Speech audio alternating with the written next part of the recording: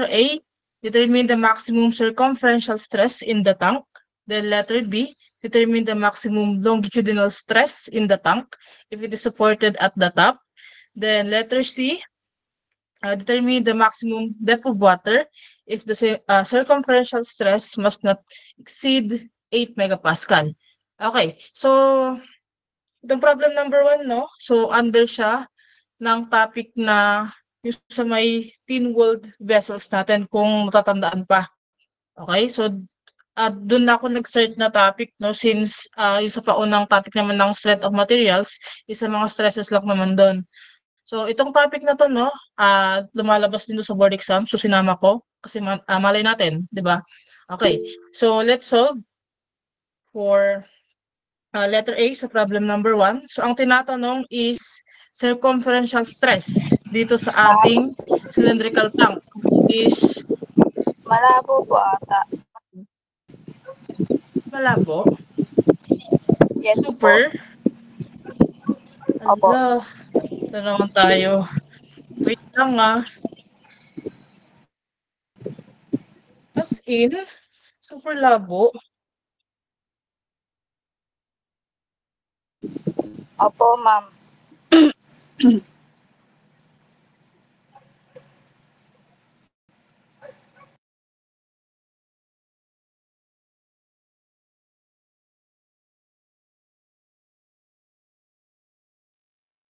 Wait lang check ko lang yung internet dito.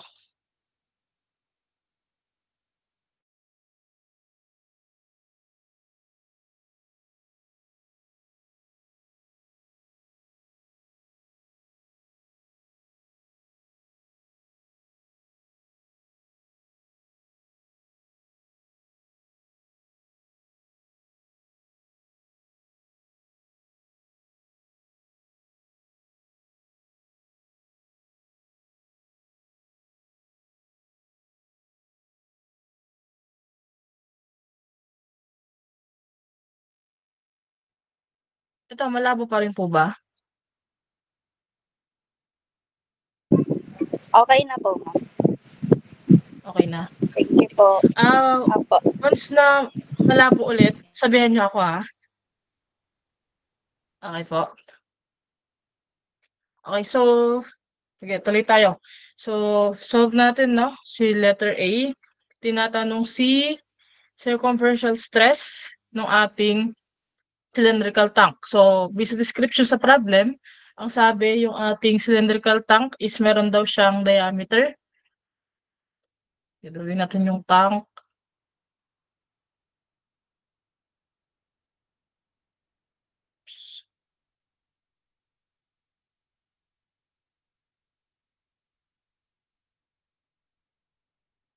So, 5 meters yung kanyang diameter.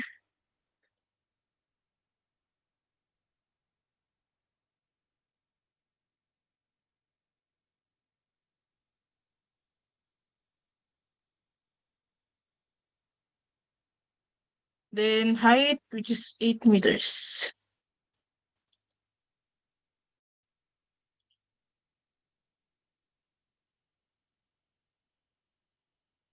Then, meron daw thickness yung ating wall ng ating cylindrical tank. Then, yung ating tank is may laman na water. Okay. Since ito, no, kung babasahin natin, yung ating problem is direct substitution lang doon sa formula doon na binigay sa atin na sa tin-walled vessels. Since circumferential stress tayo, so anong gagamitin nating formula? So si circumferential stress, other term din yan ni tangential. So kung naalala pa, ang formula ni tangential stress is, so letter A, so PD over 2T. Tama? Okay. So, rekta lang dito sa ating formula. So, based dito sa given sa atin, meron na tayong diameter. Okay? Diameter, thickness, meron na rin. Ang wala pa is, wala pa tayong P, yung value ng P, which is yung ating internal pressure. Okay. So, pag sinabi natin internal pressure, no? So, ano ba yung magkukos ng pressure dyan sa ating tank? So, ang magkakos ng pressure dito sa ating tank, dun sa loob, is yung sa water. Okay? So, kunin natin si internal pressure caused by the water. So, we have P is equals to, so paano siya kunin? Which is,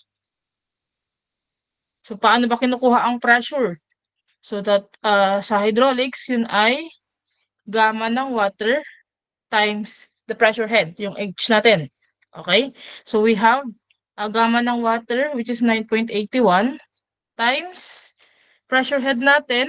So kung titingnan natin yung pressure head natin is yung mismong height lang din ng cylindrical tank. Since sabi naman sa problem, siya ay filled with water yung ating tank. Okay? So pressure head natin is 8 meters.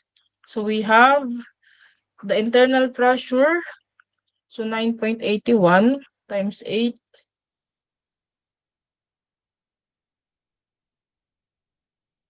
So this is 78.48, so kilo Pascal.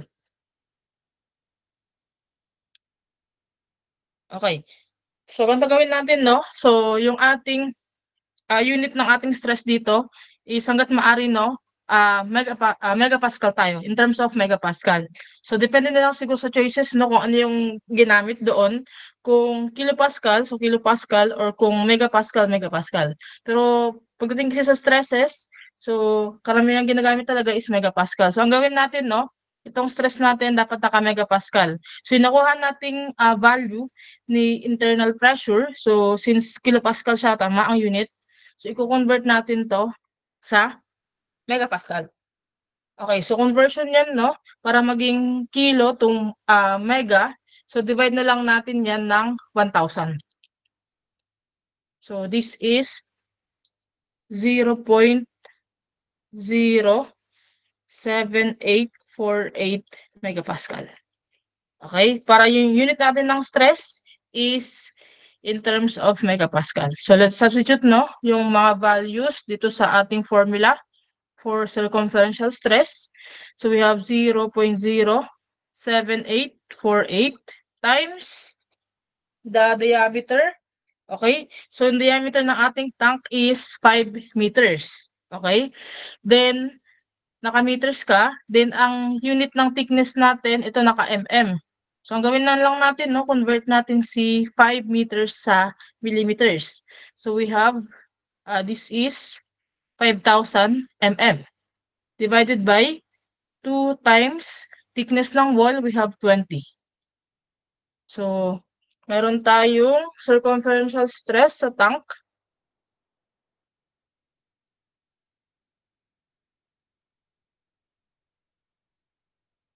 So, pa-double check po ng values, no? Yung mga sinusulat ko dito, baka mali-mali na lang, mali-mali na yung nasulat ko. Okay, so we have 9.81 megapascal.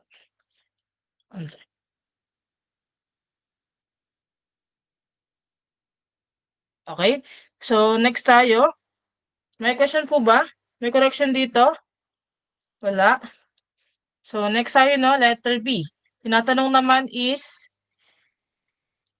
determine the maximum longitudinal stress in the tank if it is supported at the top. Okay, so longitudinal stress, so that would be PD over 4T. Tama?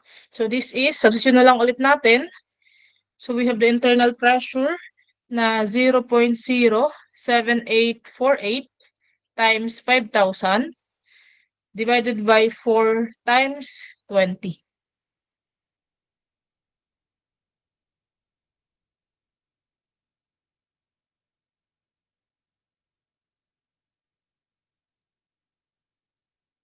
So we have 4.905 megapascal. Or, ang gawin nyo na lang, no, para mas mabilis makuha din si longitudinal stress, no, once na nakuha nyo na si circumferential or tangential stress, i-divide nyo na lang yun sa 2. Okay, para makuha si longitudinal stress. Ito, si 9.81 divided by 2 para makuha si longitudinal stress. Okay? So, ganun yung masasabi sa pagkuha din ni longitudinal stress. Then next tayo, letter C. So determine the maximum depth of water if the circumferential stress must not exceed to 8 megapascal. Okay, so sa case naman ng letter C, kukunin natin yung ah yung lalim ng tubig do sa tank. Since binigyan tayo naman ng allowable na circumferential stress na 8 megapascal. Okay. So we have, since circumferential stress tayo, gagamitin natin yung formula niya. Okay? So we have tangential or circumferential stress is equals to PD over 2T. Okay? So stress, binigyan tayo 8. Ito na lang, no? 8. Then lagyan ko ng ganito, no, inequality symbol since ang sabi kasi dito will not exceed. Kumbaga ito, si 8 megapascal is allowable. Pwede kang bumaba sa 8 pero hindi ka na pwedeng lumagpas pa. Okay? Pagka meron tayong allowable stresses. Okay? So 8 is greater than or equal to the internal pressure. Okay? Then times the diameter na 5,000 divided by 2 times 20. Okay, so sa case naman dito, no, kukunin natin si internal pressure. Bakit natin kukunin si internal pressure? Kasi dyan manggagaling, no, para makuha natin yung height ng water na tinatanong dito sa problem, sa letter C. Okay, so ilan ngayon yung ating internal pressure?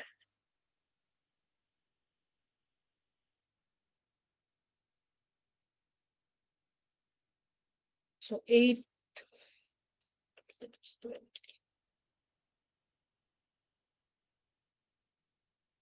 So we have 0,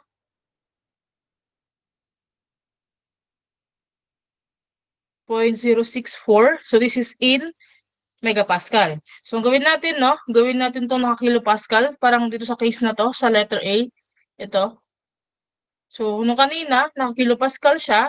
Then ang nangyari, convert natin sa megapascal. Pero ngayon sa case na to sa letter C, since megapascal yung nakuha nating unit, i-convert naman natin ulit siya sa kilopascal. So this is times 1,000 na lang. 64 kilopascal. So para makuha natin yung height, gamitin ulit natin yung formula sa pagkuha ng pressure, which is gamma ng water times height ng water. Okay? So we have the pressure na 64 is equals to gamma ng water, 9.81 times the height of water. So yung height ng ating water sa tank, so we have 64. So 6.52 meters. Answer. Okay, question po ba sa problem 1 meron?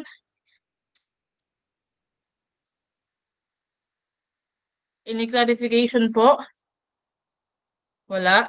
So kung walang question, so kindly copy yung ating solution sa problem number 1.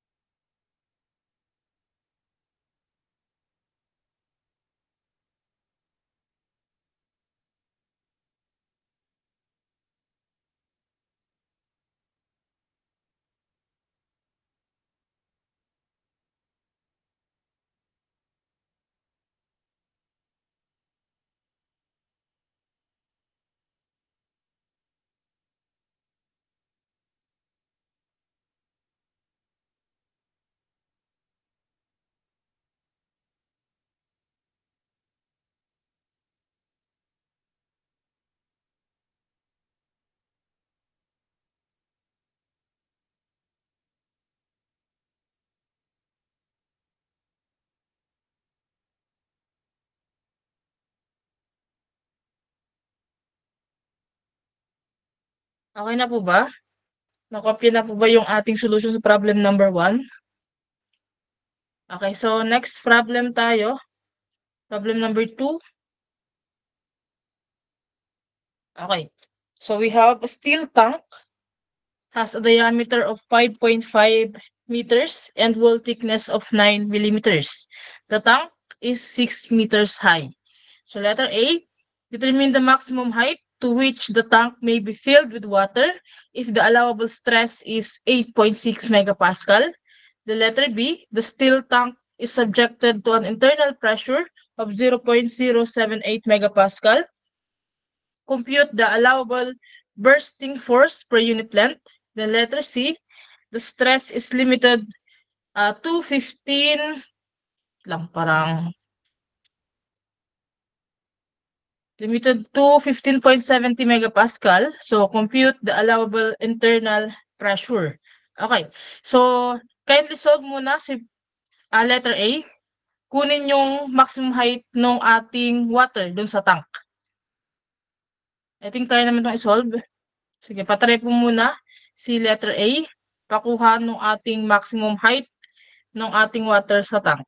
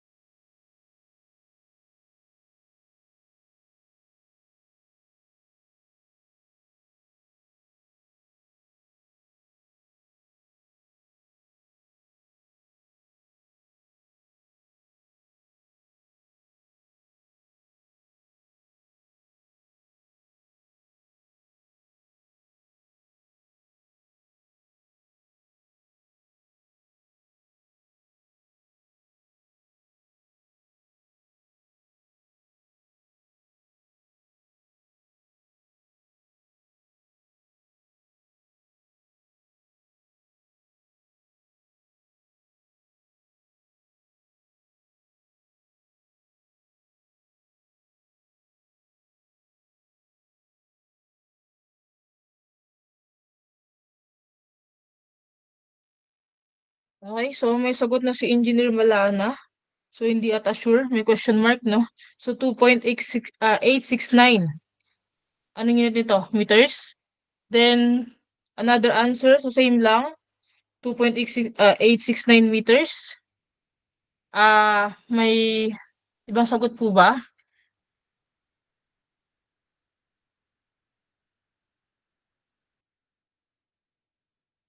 Any other answer? Wala na. Okay, so let's solve. So, check natin kung tama sila Engineer Malala at si Engineer Escartin. Kung tama yung nakuha nilang answer.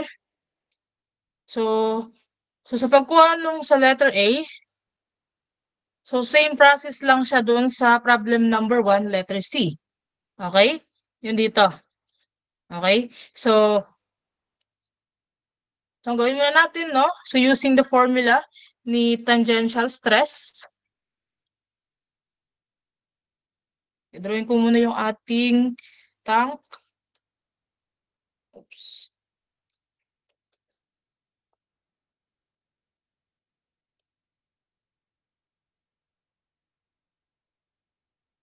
So, diameter is 5.5.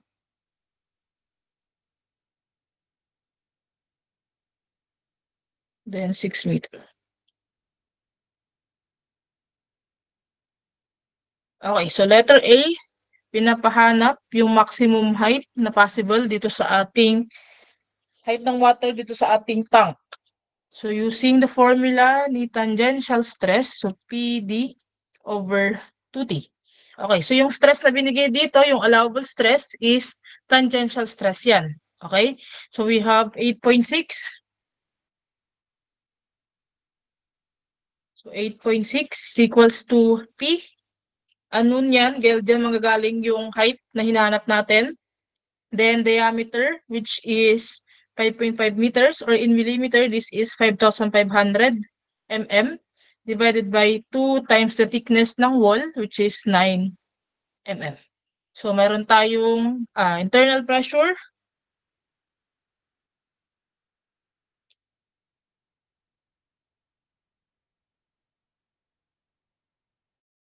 So 0.028145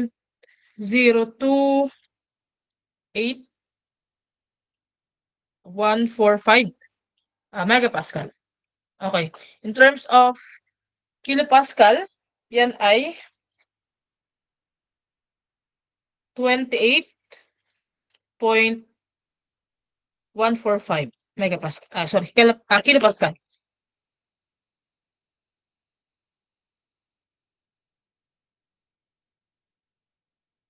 Okay. So,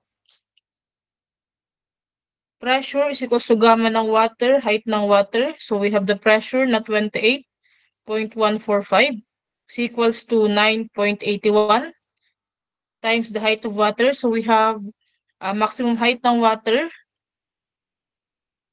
So, 28.145. We have 2.869 meters. Answer. Okay, nasundan po ba ng iba? Kung paano nakuha yung answer?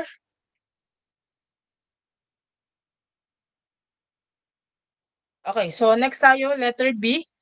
So, tinatanong naman sa letter B is, okay, so dito, yung ating steel tank is subjected sa internal pressure na 0.078 megapascal.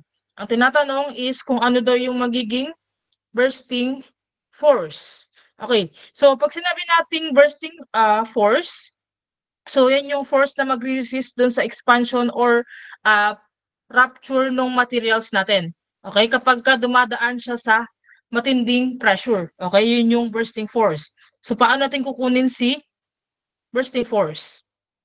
Okay, kung naalala pa, nung sa regular review, so ang pagkuha ng ating bursting force,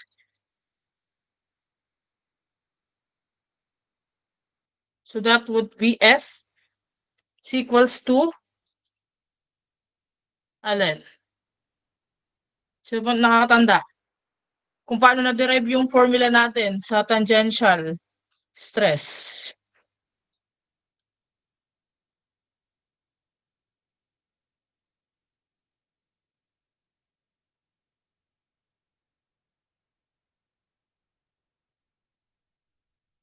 Okay, so bursting force is equals to the internal pressure times the diameter times yung length ng ating tank. Naalala ba tong formula na to? Nung nag-derive ko yun ng formula nun? Sa ating tangential at longitudinal stress. Okay, so gagamitin natin yan, no? Sa pag-solve ng ating bursting force. Kasi yan yung F, yung bursting force dyan. So let's substitute, no?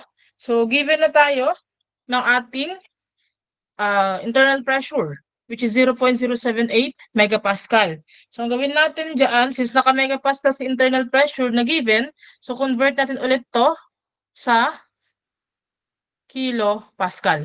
Okay? Oops.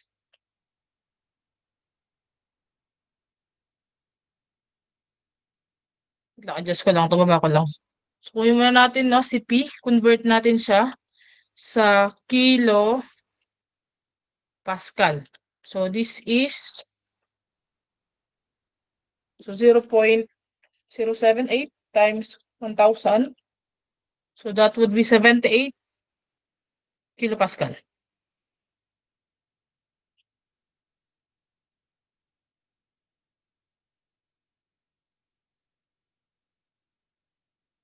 Okay. So, let's substitute, no? So, we have 78 times the diameter, which is 5.5. Then, ilan ngayon yung length natin? Okay? Since ang sabi dito sa ating problem, compute the allowed bursting force per unit length. So, ang mangyayari, yung L natin dito is considering 1 meter strip ang mangyayari dito. Okay? Nakakasunod ba? Nakakasunod po ba? Since per unit length tayo. Okay? So, let's compute, no? Ilan to? So, this is 78 times 5.5. So, we have 429. So, this is in kilonewton per meter length tayo. Okay? So, ito na yung ating answer for letter B. Okay? Yung ating bursting force per unit length. Okay? Then, letter C, tinatanong naman is, ano daw yung magiging internal pressure kapag meron tayong stress na limited lang sa 15.70 megapascal. Okay? So, using ulit yung formula ni tangential stress, which is PD over 2T. Okay? So, let's substitute. So, tangential stress, ito si 15.70 is equals to internal pressure, ito yung hinahanap sa atin. Then, diameter, we have 5,500 millimeter. Okay? Divided by 2 times, ilan na ulit yung thickness? 9. Okay? So, we have internal pressure.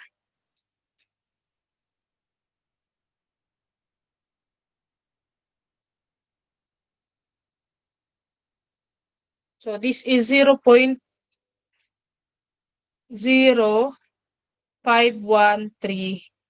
megapascal. Okay? So, okay na to na answer kapag in terms of megapascal. Pero kapag in terms of kilopascal ang choices, syempre, need nyo pa rin itong i-convert sa megapascal.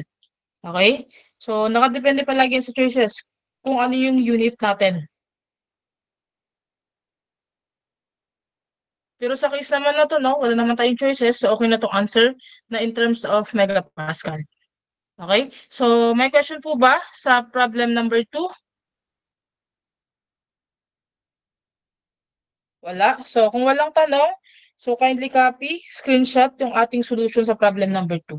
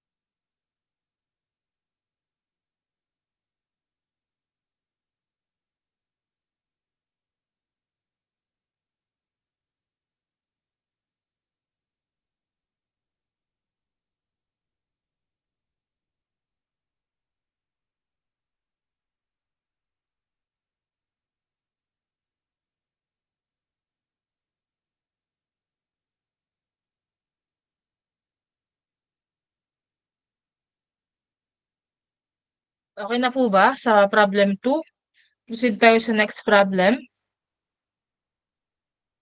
Okay na po. Okay, so problem number 3. So yung ganun pa rin na topic, under pa rin to ng thin-walled vessels sa problem 3.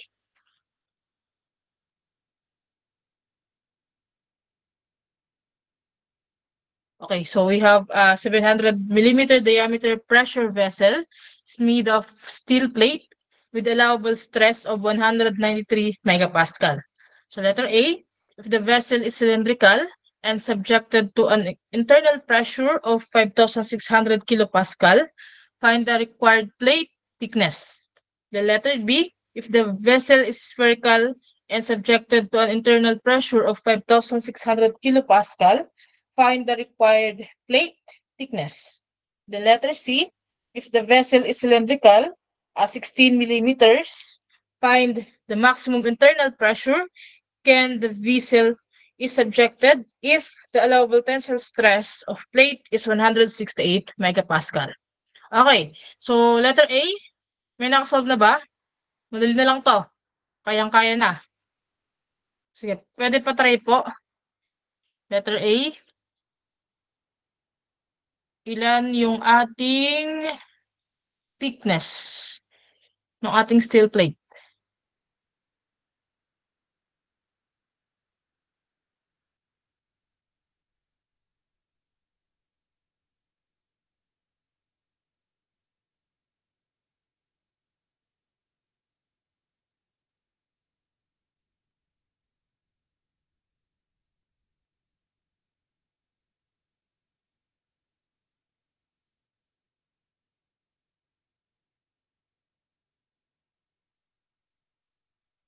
Meron na?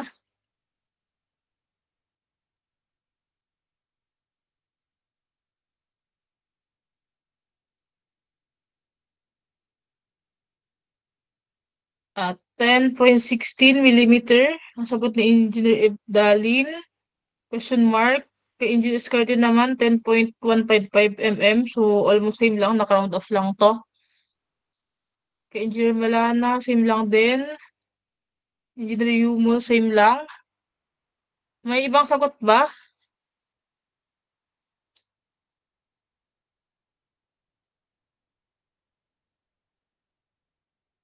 Okay, halos pare-parehas na. Sige, check natin kung tama. So, okay. So, sa problem na to, no? So, meron daw tayong pressure vessel, which is 700 mm yung diameter. So, made of steel, ating plate. Then, binigyan tayo ng allowable stress. So, dito, hindi in-specify kung tangential or longitudinal stress yan. Pero pagka ganito, no, kapag maka-encounter kayo ng ganitong problem, yung palaging binibigay na stress dito is palaging circumferential or tangential stress yan. Okay? So, kung longitudinal naman yung ibinibigay dyan sa atin, naka-specify naman kung longitudinal stress. Pero kapag ganito, matik na tangential stress yan. Okay? Kapag hindi naka-specify. Okay? Kapag board exam tayo, okay? Pagka ganito yung na-encounter nyo. Pagka yung binigay, matik, tangential stress yan. Okay. So, let's solve for the thickness ng plate. So, using tangential stress, so that would be PD over 2T. Okay? So, rekta na lang, no? Since binigyan naman na tayo ng stress, which is 193, is equals to internal pressure, may binigay, 5,600 kilopascal. Kilopascal to yung internal pressure natin, yung stress megapascal. So, ang gawin natin sa internal pressure, gawin natin siyang naka-megapascal. So, divide nyo na lang ulit to ng 1,000. So, that would be 5.6.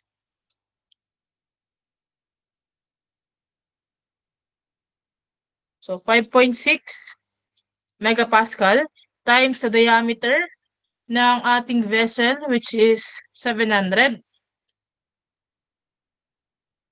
divided by 2 times the thickness. Okay. So, meron tayong thickness ng plate.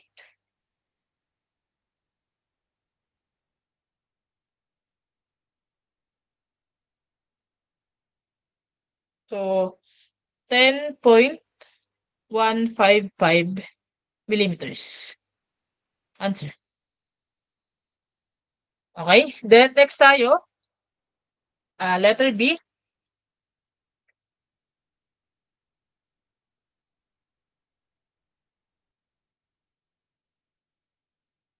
Okay. So, ito naman sa letter B, paano to? Since dito, letter A is cylindrical vessel tayo. Next is, pagdating sa letter B, spherical, yung ating vessel.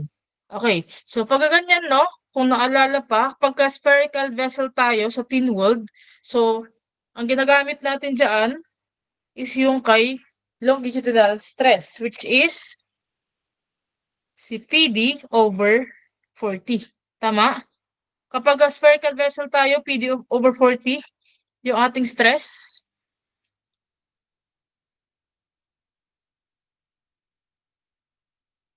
Okay, so balikan nyo na lang yung formula no, kapag spherical vessels is, yung stress natin doon is PD over 40, hindi siya over 2T. Okay, so let's proceed.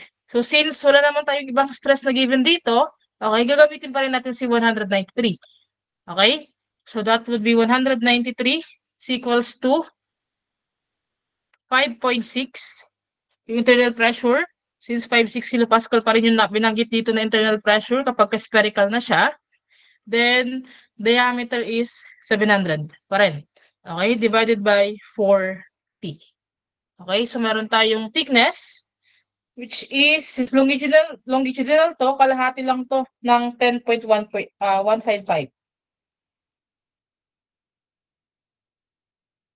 So this is 5.078 millimeter.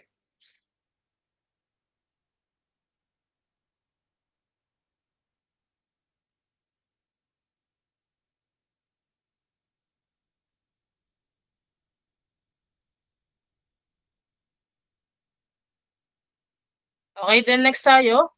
So letter C. So if the vessel is cylindrical, 16 millimeters,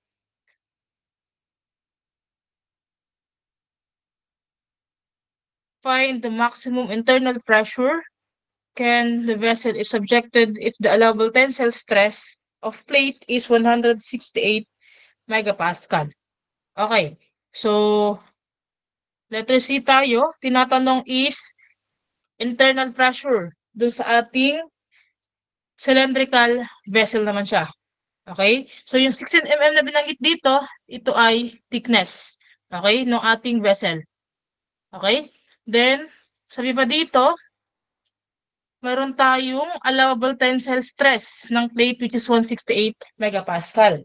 Okay, since ang binanggit dito, allowable tensile stress, so yan ay, ang gamitin natin dito is tangential. Okay, tangential stress which is PD over 2T. Okay, ganito din, pagka binanggit na allowable tensile stress, matic tangential yan. Okay, so we have stress na 168 is equals to internal pressure, yun yung hinanap natin.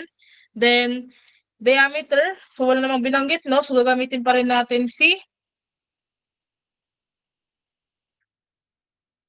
700 mm na diameter. Okay? Divided by 2 times the thickness, which is 16. So, meron tayong internal pressure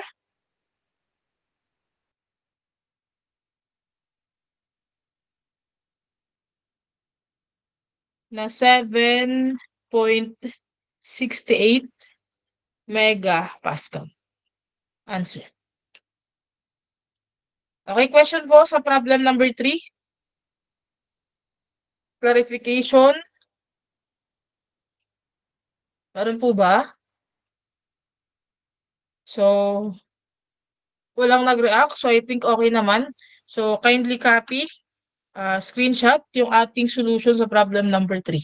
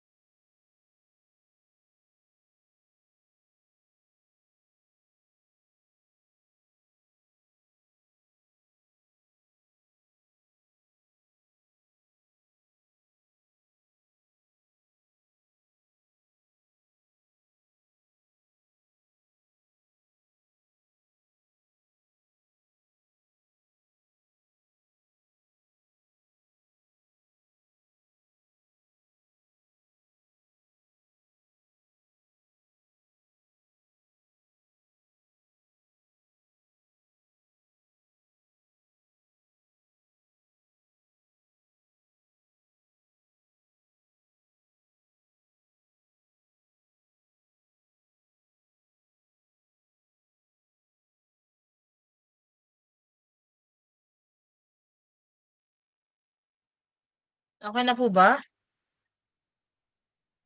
Hello guys. Sing pa kayo? Okay. So next problem tayo. Problem number 4. Layo. Naka-adjust ko lang.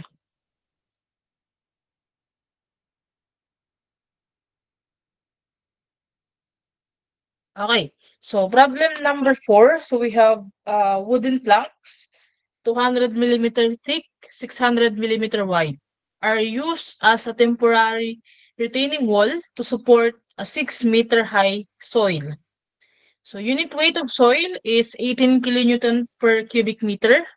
Coefficient of active pressure is 1/3. Allowable shear stress of wood is 0.68 megapascal. Allowable bending stress of wood is 20.4 megapascal. So letter A, determine the maximum shearing stress in the plank. Then letter B, determine the maximum bending stress in the plank. Then letter C, determine the minimum plank thickness to prevent failure. Okay, so si problem number 4 is topic na siya ng mga stresses sa beam natin. Okay, pero yan ay kung titingnan natin yan ay retaining wall, tama? Under ng geotechnical engineering, tama? Okay, so ganito lang nangyari talaga sa board exam. Okay? Yung pang topic ng geo or hydraulics na pupunta din sa design. Bakit? Kasi yung concept kasi doon is pang design. Okay? So, pagdating ng board exam, so wag na mabibigla, may instances talaga na gano'n, na pang topic ng hydrogeo na pupunta sa design. Okay? So, let's solve problem number 4. So, letter A muna tayo. Pinapakuha sa atin is kung ano daw yung magiging maximum shearing stress sa plank. Okay. So, based sa description ng problem, so meron daw tayong wooden plank. Okay, which is 200. I-drawing lang natin. Let's say, yung brown.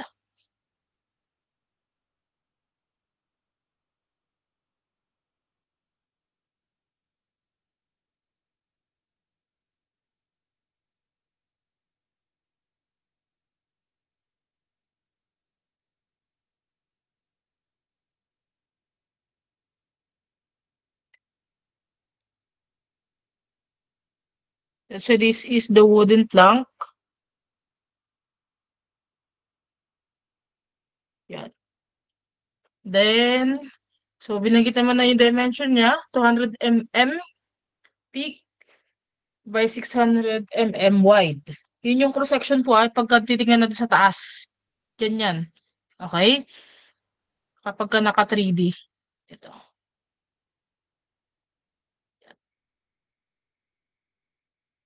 Yan.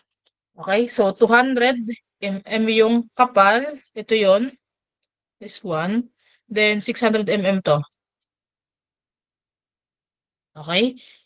So, use as temporary retaining wall to support 6-meter high of soil. So, may lupa tayo.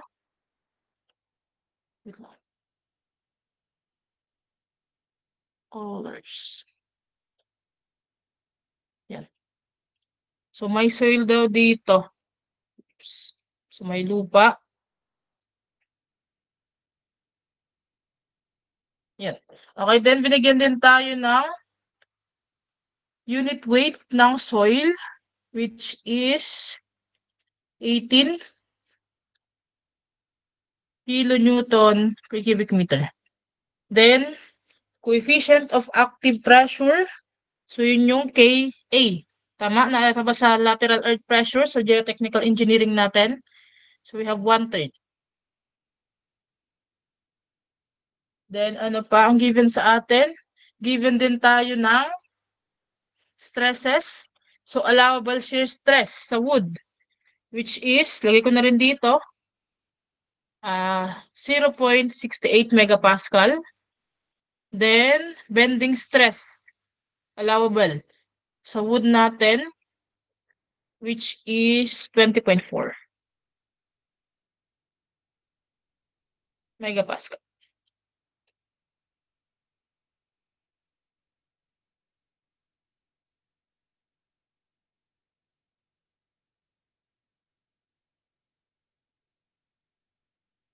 Okay, so let's solve, no? Wait lang, bakit dito ko nilagay yung given? Wait lang, lipat ko lang to. Mga given. Okay, so since meron tayong soil dito sa retaining wall natin, which is yung plank, so ang mangyayari, since active yung ating pressure dyan, so scenario dito, itutulak ng ating soil yung plank, tama? So magkakaroon ng pressure dyan. Okay? Tama? So which is, i-resultant na lang natin siya, yung pressure na mag-occur dyan. Ito, di ba yung pressure na mangyayari dyan, triangular siya. So habang palalim ka ng palalim, tumataas yung pressure mo. Tama? So yung pressure na to, i-convert na lang natin siya sa resultant F, itong force na to. Kung naalala pa yun doon sa may, yung concept nito yun doon sa may hydrostatic force. Okay? So same lang din dito. Okay? So, paano natin kukunin to? Yung F na, ano yan? Yan yung active force. Tama? Since active pressure tayo. Okay, so paano natin kinukuha? So, para kunin yan, kung naalala pa ninyo, sa lateral earth pressure natin, so we have 1/2 ng Ka, yung active, coefficient of active pressure, times gamma ng soil, H squared. Tanda pa bang formula na to? Naalala pa? Hello, guys. Hello. Naalala pa? Okay, so all goods pa naman. So, let's substitute, no? Kunin natin yung active force doon sa ating soil. Okay?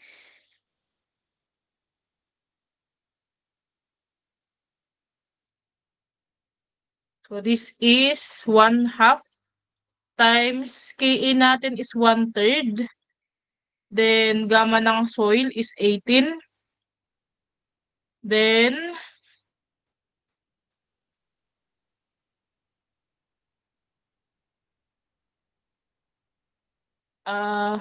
H natin, height ng soil is 6 squared. Okay? So, kung titingnan natin, ang unit nito is kilonewton per cubic meter. This is square meter. So, mayroon pang 1 meter. So, magagaling yon. So, times, lang, adjust ko lang to. May kulang pa rin sa formula natin. Okay? So, times 1 meter strip. Okay? So, 1 meter strip, sabihin na lang natin yun yung B. Okay? Para ito, ang unit na lang natin ng FA is kilonewton tayo. Nakakasunod ba? So, kung, itong B natin, yan yung 1 meter strip. Considering 1 meter strip. Okay? So,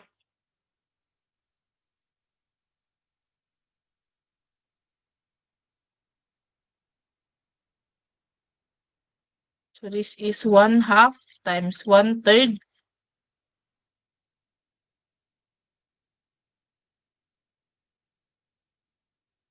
times 18 times 6 squared times 1 meter.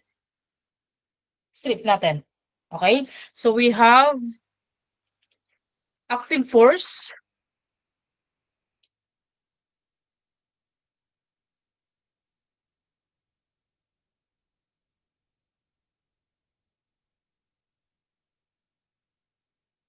na 108 kilonewton. Okay? So, ito yung active force natin. Since ang tinatanong sa atin is bending stress, no? Shearing stress, tama? Shearing stress sa plank. Okay? So, saan nagkaroon ng shearing stress dyan?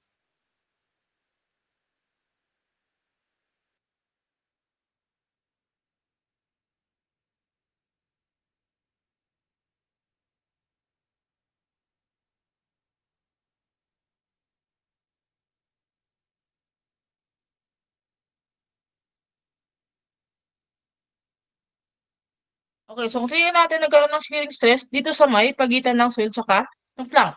Okay? So, para makuha yung shearing stress natin, ano na yung formula natin dyan? Natanda pa? I think nagbigay na ako ng derived formula na dito kapag ka-rectangular. Kung naalala pa.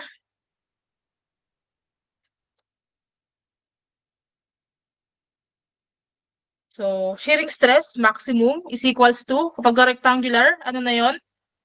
So, 3V, ayun may sumagot dito. So, 3V over 2A. Okay? So, ito yung ating derived formula na kapag rectangular, yung section ng ating, kung ano man siya, kung ano yung material na ginamit.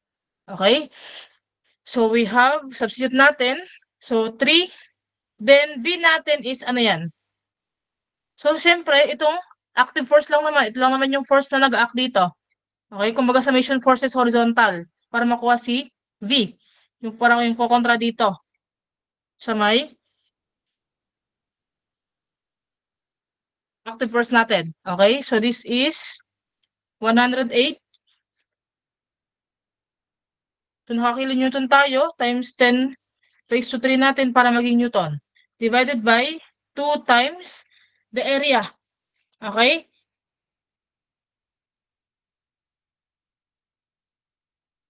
So, area natin, ano? Yung magiging area.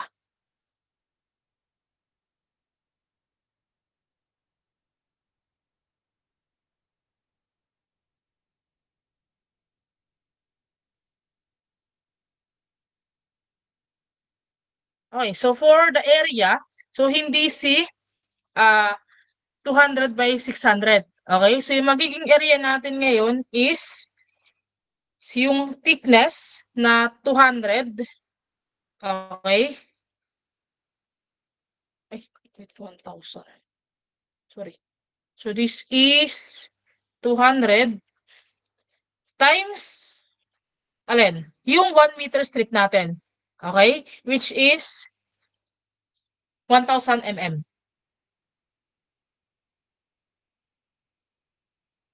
Okay? So we have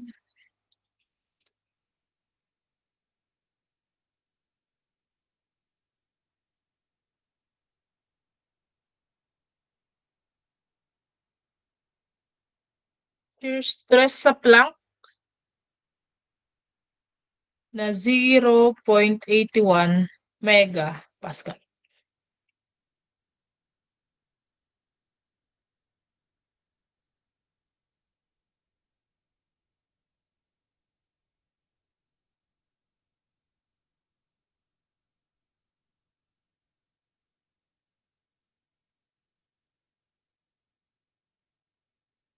Okay, then next tayo, bending stress. So letter B. So maximum bending stress. So the right formula for this one, kapag rectangular, so we have 6M BD squared, tama? Okay, so we have 6 times. Okay, ilan yung moment natin dito?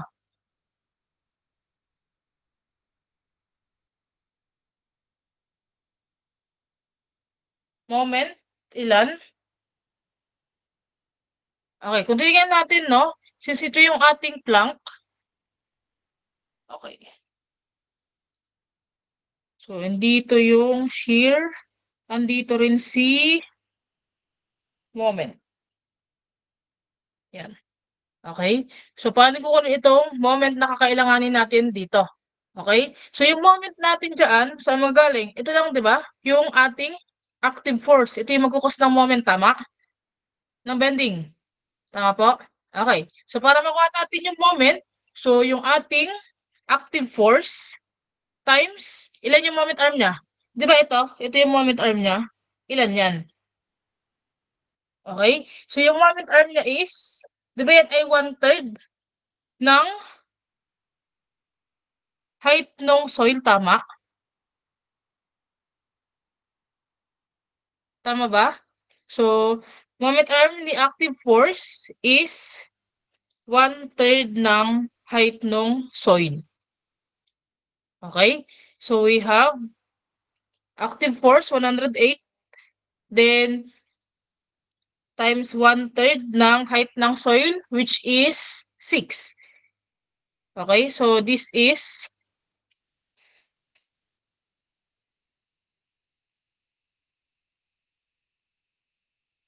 216 kilonewton meter. Nasundan ba? Yung sa moment?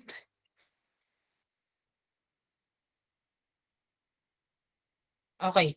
So, proceed tayo. So, ito yung ating moment, no? So, 216 times 10 raised to 6 natin. Okay? Divided by B natin ilan? Si 1 meter strip. Ito yan na yung kanina dito. Okay? Same yan. Yung dito, yung ginamit natin na B, dun sa may pagkuha ng active force, ay same din dito. Okay? So, that would be 1,000 times ilan ngayon yung D? Si thickness na 200 squared.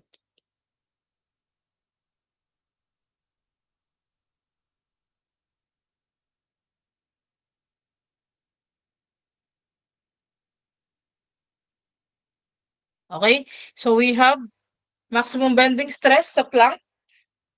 So 6 times 2, 1/6 times.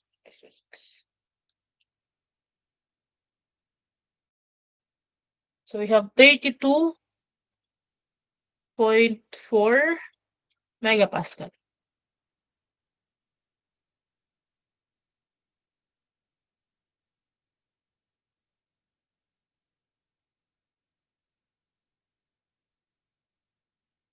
Nasusundan ba? Okay. So we have last question dito. Tinatanong naman ngayon is kung ano yung minimum plank thickness para ma-prevent yung failure. Okay. So, ganito, no? So, ang gagawin natin dito na para makuha natin yung plank thickness para maiwasan yung failure, since ang possible scenario kasi dito, di ba, na pwedeng ma-stress itong ating plank is due to shearing tsaka si bending, tama? So, ang mangyayari dyan, considering yung dalawang stress, kukunin natin yun, gagamitin natin, then i-compare natin yung makukuha nating thickness doon, based dun sa dalawa. Okay, na stress, shearing tsaka sa bending. Bending natin. Then, kung sino yung mas malaki, okay, yun yung gagamitin nating thickness. Okay? So, let's consider, no? Consider shear muna tayo.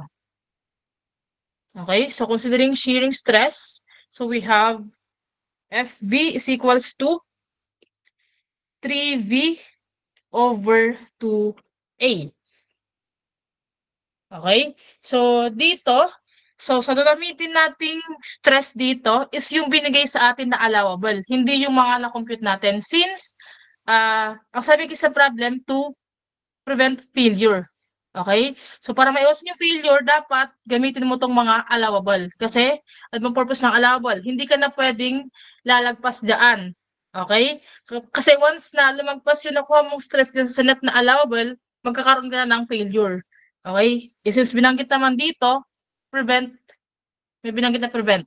Okay? So, ang gagamitin mong stresses is yung binigay sa atin na mga allowable. Okay? So, sana nakakasunod na intindihan yung sinasabi ko.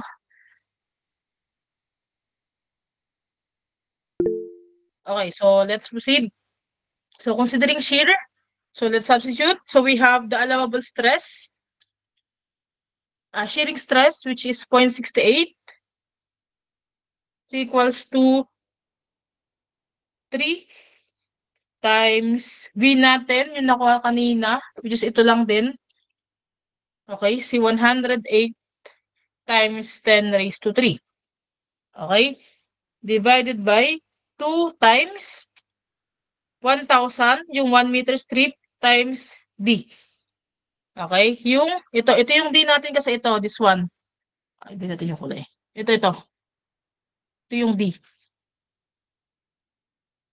Yan.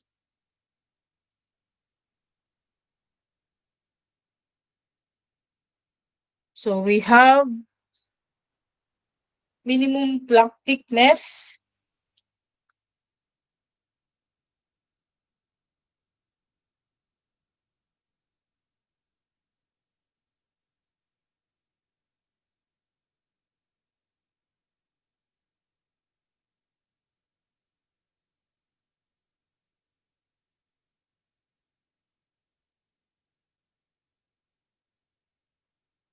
na 238.24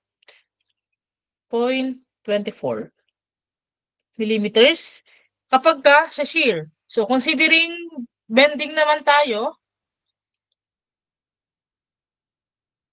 so considering bending,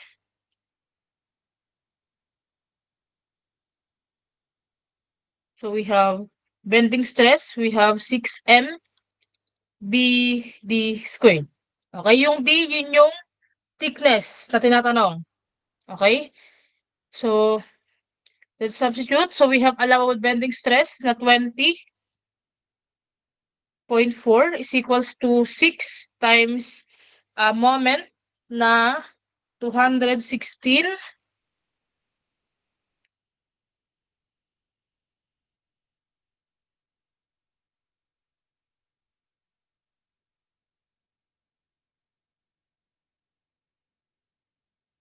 times 10 raised to 6 divided by 1,000 D squared.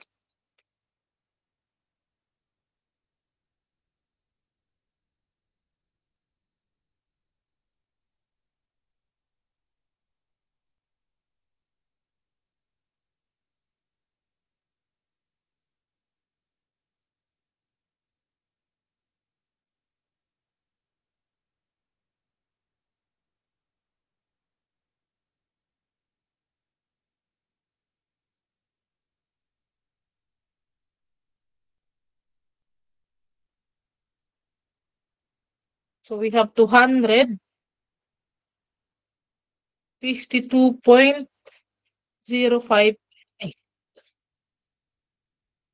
mm. Okay. So, based sa dalawa, so, considering, no, meron tayong dalawang thickness dito, so, gagamitin natin is yung mas malaki. Okay? So, lagay ko na lang dito.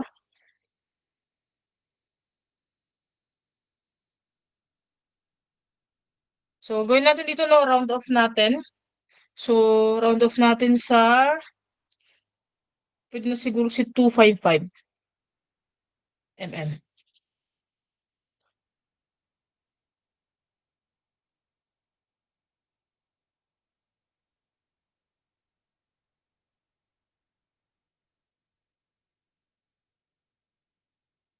Okay. So, ganito, no? So, kung sa choices, naka-decimal, okay? Ganito ito yung sagot, okay? Pero once na naka-round off sa choices, it's either by 5 or by 10 naman yung pag-round off. Okay? Pwedeng 255 or pwedeng 260 to. Okay? Pero kung sakali man para sa lumabas yun, piliin nyo na mas malapit. Si 255.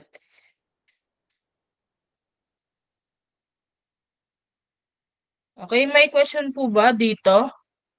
Sa problem number 4? Clarification po.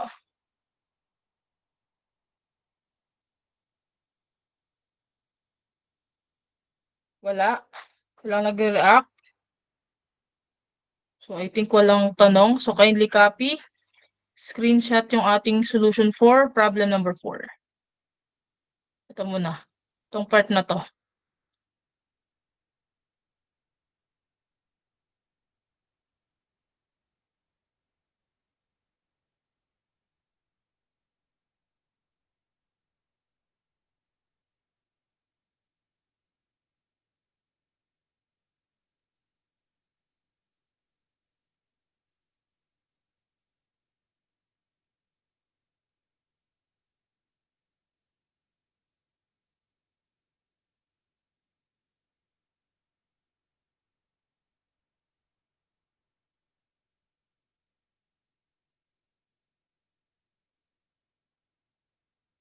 Sige, sige ganito, wait lang. Para maayos yung ating solution, lagay ko yung B. Yung B natin is 1 meter strip. So this is 1 meter. Wait.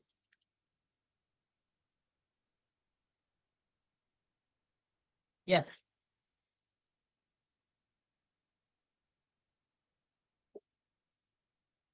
Okay, then next. So letter C.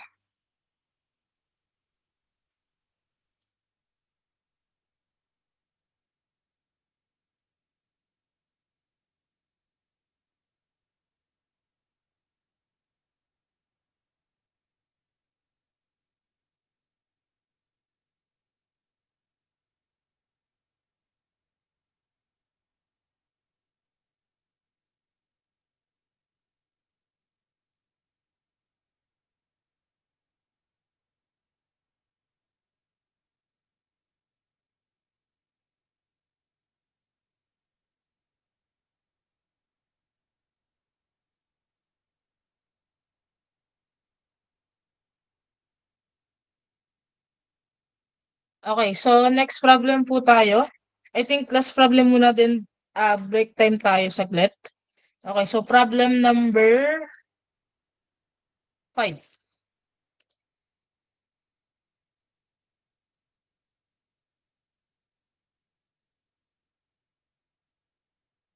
Okay, so we have a circular shaft shown. So meron siyang diameter na 80 millimeters. Then given tayo ng allowable torsional shearing stress which is 78.90 megapascal. Allowable flexural stress which is 155.80 megapascal. Allowable shearing stress 104.20 megapascal. So nakita naman siguro yung figure, no? Malinaw naman po yung figure. Okay. So, meron tayong length ng shaft, which is 2 meters. Then, meron siyang loading, uniform load, which is 1.5 kilonewton per meter. Okay. Then, meron tayong load P. Okay. Which is eccentric siya. Which is 0.4 meters from dito sa ating axis, sa origin ng X and Y, z na axis kung nakikita po. Okay. So, ang tinatanong dito, sa problem na to, pinapahanap yung value ng P, considering yung tatlong stress na binigay. Okay? So, let's solve. Unahin natin sa letter A. Kunin natin yung value ng P, considering si allowable shearing stress is hindi ma-exceed. Okay? So, paano natin gagawin yan? Shearing stress. Allowable shearing stress.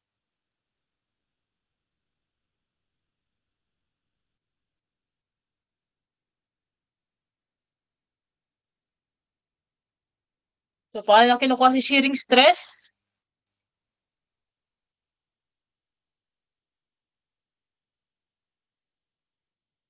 So, letter A, para makuha si shearing stress, that would be,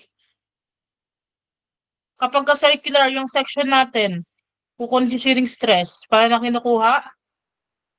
Sino nakaalala ng formula? Yung derived dito. Kung sa ating rectangular is 3V over 2A, pagdating sa circular, ilan na siya? Siya ay, ayun, 4V over 3A. Okay, so 4V over 3A. Okay, so area, meron naman na area lang nung cross-section ng ating shaft. Ang wala pa tayo is yung value nung shear. Okay, ito yung shear force. Ang stresses, meron na tayo. Shearing stress, given na, which is 104.20 megapascal. Okay? Wala pa tayong value ng V. Okay? Doon sa V natin, no? Sa V, magagamit natin yan sa pagkuha nitong value ng P. Okay? So, ganito gawin muna natin, no? Kunin natin yung V using yung mga binigay sa atin. So, we have shearing stress, 104.20. equals to 4V over 3A. Area ng ating shaft, which is pi over 4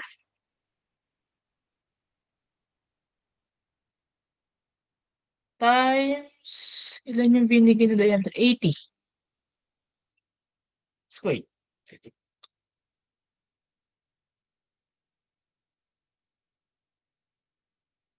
This is 4V. So, may value tayo ng shear. Okay, shear natin andito. Dito yan, yung shear.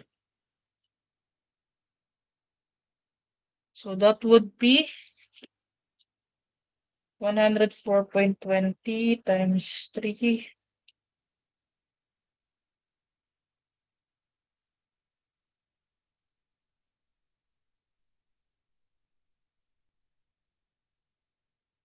So, pa-double check po nyo yung ang value, no, ng ating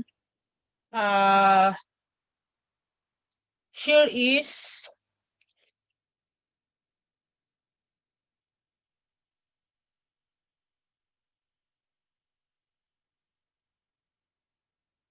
392.82 kilonewton. Same po ba tayo? Pa-double check nga po. Okay.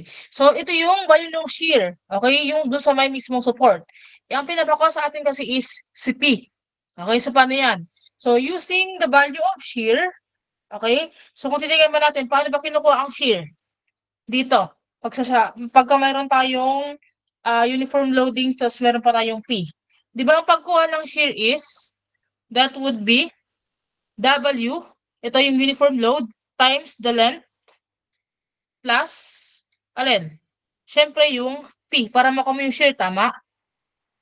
Okay. So, using that, no, makukuha natin yung value ng P. So, may value tayo ng shear, which is 392.82. C equals to W, which is 1.5 times 2 plus P.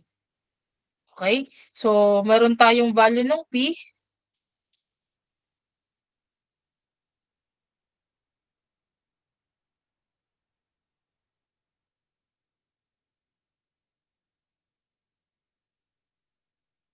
So, this is 389.82 kilonewton.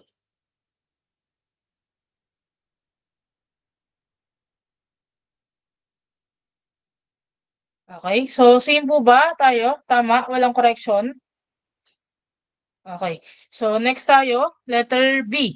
Tinatanong naman is, yun pa rin, CP, pero considering allowable flexural stress will not be exceeded. Okay? So, bending stress naman tayo. So, sa atin kung makukuha si P, so since ang formula ni bending stress, kung maalala pa,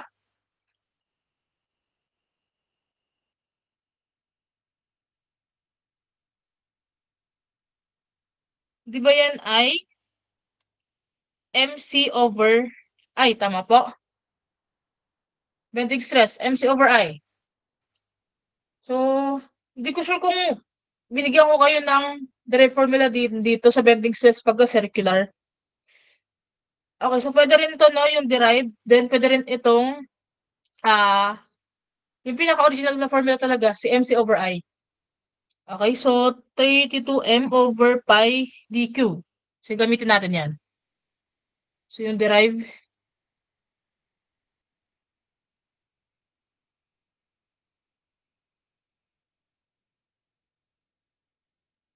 so bending stress pag circular section, so 32M over pi dq. Okay? So, let's substitute, no?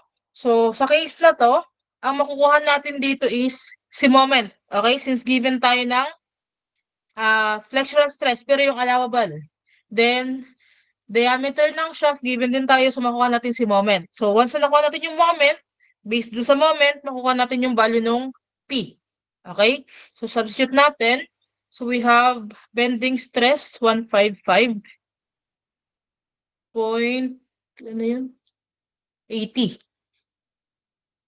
So, is equals to 32M over pi D natin is 80 Q.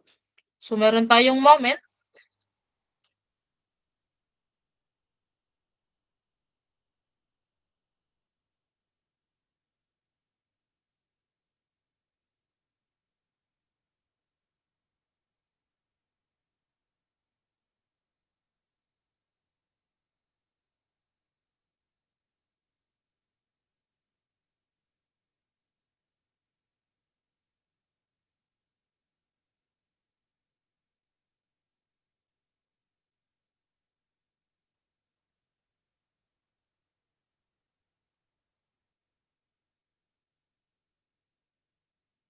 So, meron tayong moment na 7.83. So, this is in kilonewton meters na. Okay. Itong 7831.36, ano pong unit po nito? Kasi, ang original value kasi niyan, kapag hindi pa tayo ang makukuha nyo is 7831.362.167. Tama? Ang unit nun is Newton mm. Tama po? Ito, sige, para walang lituhan. So, yung makukuha nyo dito na value, sige, yung hindi pa na-convert, is 7831.362.167. Ang unit po natin dito is naka-Newton mm ka. Okay? So, gawin natin, itong value na to, itong unit na to, convert natin sa kilonewton meter. So, para ma-convert siya, no, divide natin to ng 1 million. Okay? So, divide by 10 raised to 6. So, that would be 7.831 kilonewton meter. Oops, wait lang, nawala. Nakasundan po ba yung conversion niya? Okay. So, meron na tayong moment. So, proceed tayo sa pagkuha ng P. So, paano ba kinukuha ang moment nito? So, yung moment natin, kukontrahin nito yung force. So, pag ganito yung moment natin. Wait lang. Okay. So, paano kukunin yung moment? Based dito sa loading. So, para makuha yung moment, dyan, so we have moment is WL, tama? Times moment arm niya is L over 2. Plus yung point load times moment arm niya is yung length nung shaft. Tama? Nakakasunod ba? Okay. So, let's substitute. Meron tayong moment which is 7.831 kilonewton meter is equals to uniform load 1.5 kilonewton per meter times the length which is, ilan yung length ng shaft? 2 meters. Times 2 over 2 plus P times 2. So, meron tayong value ng P based on flexural stress.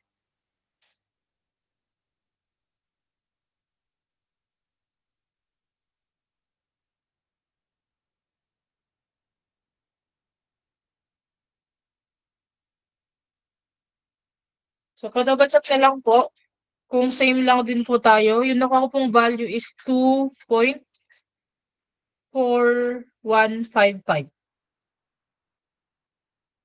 Same lang po ba? Okay, so this is in kilonewton na. Answer. Okay, then next tayo, letter C.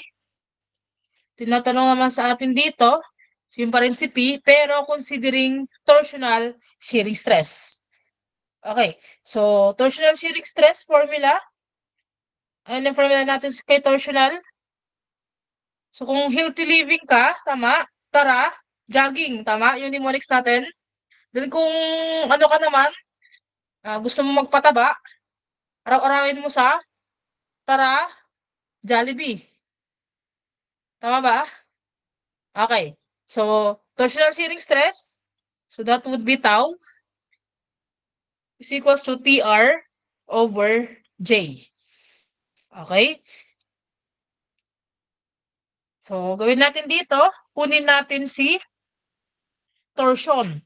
Okay? So, sa using torsion, no, makuha natin yung value ng P. So, let's substitute. So, meron tayong allowable torsional shearing stress, which is, ilan dito? 78.90. So, 78.90 megapascal is equals to torsion. Then, ilan ngayon yung R natin? So, based dito, ang magkukos ng torsion, based sa figure, kung makikita nyo, ano magtitwist dito sa ating shaft? Di ba itong si load P ang magkukos ng torsion? Okay. So, kung ito yung magkukos ng torsion, so yung R natin ngayon is itong si 0.4 dito. Okay, kumbaga, si R is moment arm ng torsion. Okay? Yung magkukos ng torsion. So, that would be 0.4 meters in millimeter, yan ay 400 mm. Tama? Okay. Divided by, ito, polar moment of inertia, si J. So, kapag solid shaft tayo, paano kinukuha? Si polar moment, yan ay, kung maalala pa ninyo, we have pi d raised to 4 over 32, tama? So, rekta ko na lang dito. So, diameter natin ng shaft is 80. So, pi d raised to 4 over 32. Okay? So, that would be ang value ng torsion.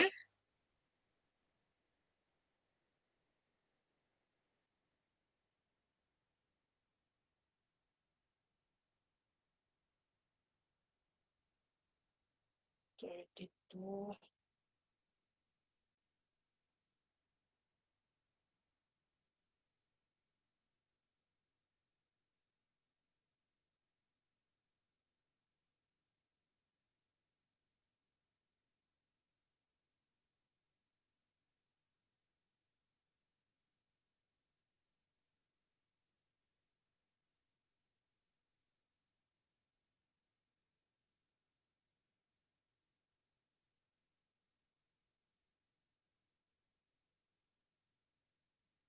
So, pa-double check ko kung same lang tayo. Yung nakuha ko po is 784.14.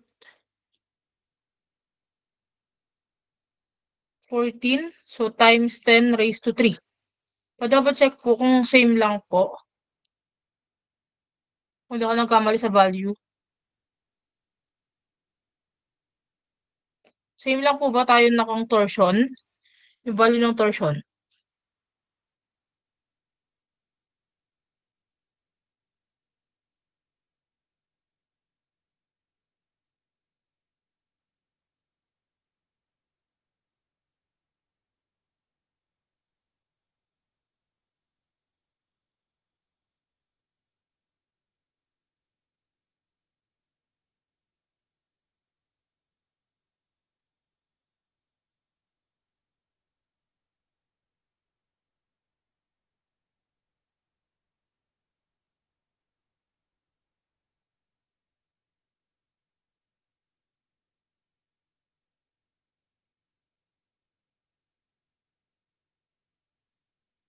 Ilan po na ako yung 793? Okay. Mali siguro yung input ko. Sige. 793. Ayan, di-double check ko din. 793.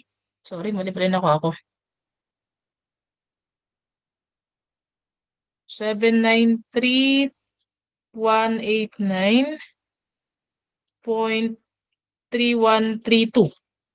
Tama? Ito po na ninyo? Itong value na to? Okay. So, this is in Newton mm pa rin. Okay? So, dapat ang unit natin dito, nakakilonewton meter. So, divide ulit natin ng 1 million. Okay? So, that would be 0.793. Okay? So this is in kilonewton meter. Okay? So para makasi torsion, so that would be torsion is equals to P times yung kanyang eccentricity. Kumbaga moment arm. Okay? So that would be torsion natin 0.793 is equals to P times then yung kanyang moment arm 0.4 meters. So we have the value of P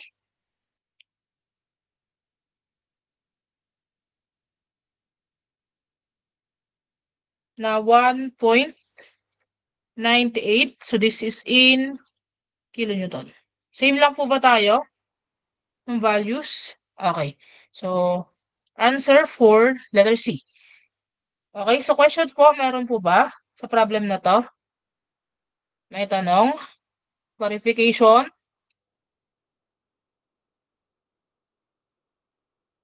Wala. So kung wala, so kindly copy, screenshot yung ating solution for problem number 5. So dito muna tayo kay A and B.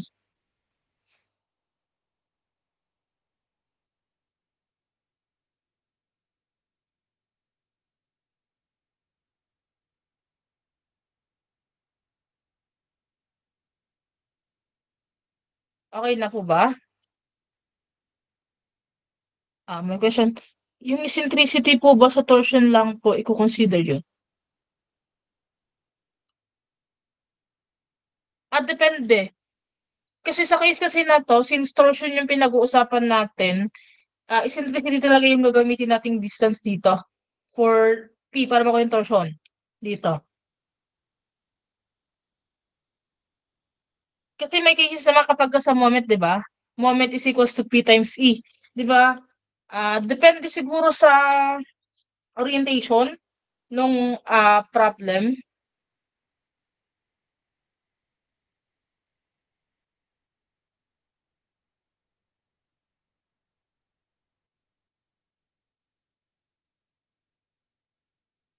Si centricity, pwede rin siya magamit kapag sa mga beams, no? Kapag meron tayong eccentric loading, lalo kapag sa part ng pre-stress concrete, kung naalala pa.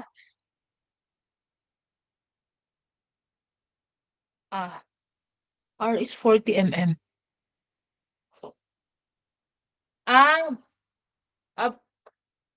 Kung bakit hindi 40 mm yung ating R ba yan?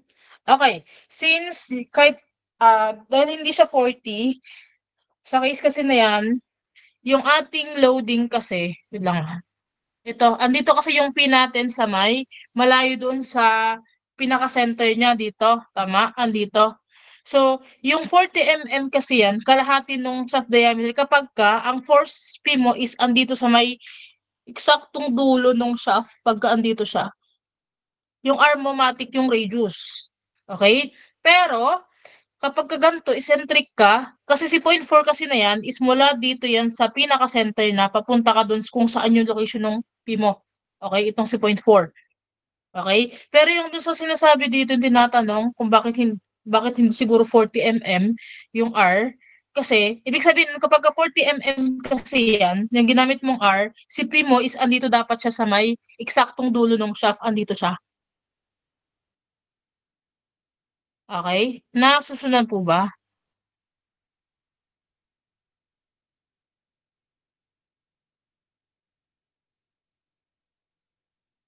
Okay. So, okay na ba dito sa solution ng A and B? Nakopya na po. Centroid plus E po.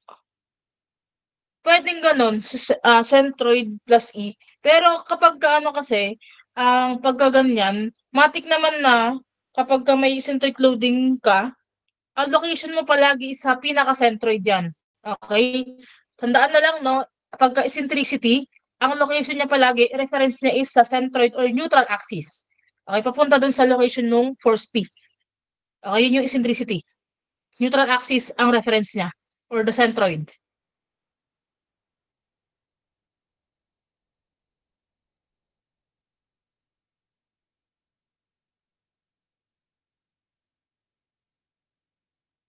May question pa po ba?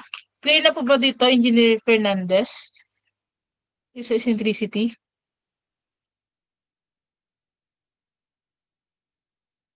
May tanong pa po ba? May clarification?